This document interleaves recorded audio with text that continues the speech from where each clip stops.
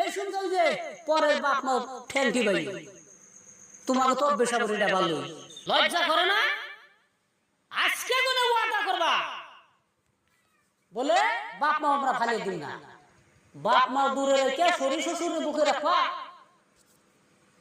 হ্যাঁ, শ্বশুর শ্বশুর আদর করবা, বাপ মা আগে ভোজন করবা, ভালো মন্দ বাপ মায়ের আগে খাওয়াইবা, যদি থাকে শ্বশুর শ্বশুরে খাওয়াইবা। আমি কই না শ্বশুর শ্বশুরে খাওয়াইবা, বোর কথা শুনবা, শুনবা না কে?